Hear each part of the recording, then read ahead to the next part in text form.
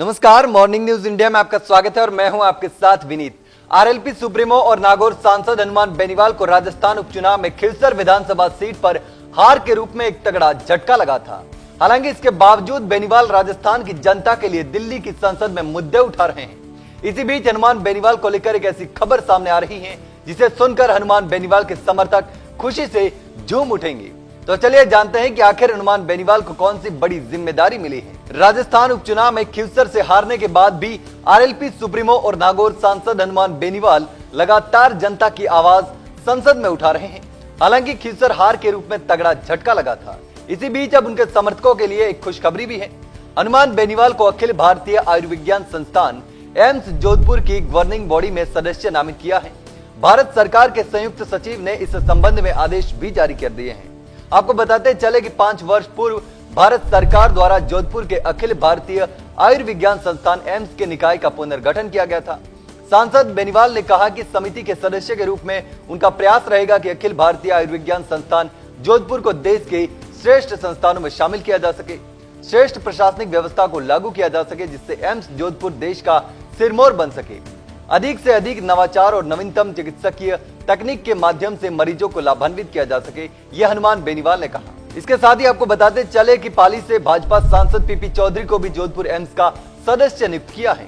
यह खबर सामने आने के बाद हनुमान बेनीवाल के समर्थकों में खुशी की लहर दौड़ गई है। समर्थक सोशल मीडिया पर बेनीवाल को बधाई दे रहे हैं। इसके साथ ही आपको बताते चले कि देश में कुल 12 एम्स में सदस्यों को नियुक्त किया गया है, जिसमें प्रत्येक एम्स में 2-2 सांसदों को नियुक्त किया है। इसी के तहत जोधपुर एम्स में हनुमान बेनीवाल और पीपी चौधरी को जोधपुर एम्स का मेंबर बनाया है। लेकिन सोशल मीडिया पर बेनीवाल के समर्थन में बधाई संदेशों की लाइन लग गई है। उनके समर्थक भर भर कर बधाई दे रहे हैं। हनुमान बेनीवाल राजस्थान के चुनाव हारने के बाद भी खबरों में बने हुए हैं, क्योंकि वह नागौर से सांसद है और लोकसभा में लगातार राजस्थान की जनता की आवाज उठा रहे हैं। हाल ही में राजस्थान में खेजड़ी को बचाने के लिए भी लोकसभा में हनुमान बेनीवाल ने मुद्दा उठाया था। बेनीवाल ने संसद में कहा था कि राजस्थान में खेजड़ी के पेड़ों की अंधाधुंध कटाई हो रही है। खेजड़ी को बचाने के लिए प्रदेश में आंदोलन हो रहा है। खेजड़ी राजस्थान की जीवन धारा है।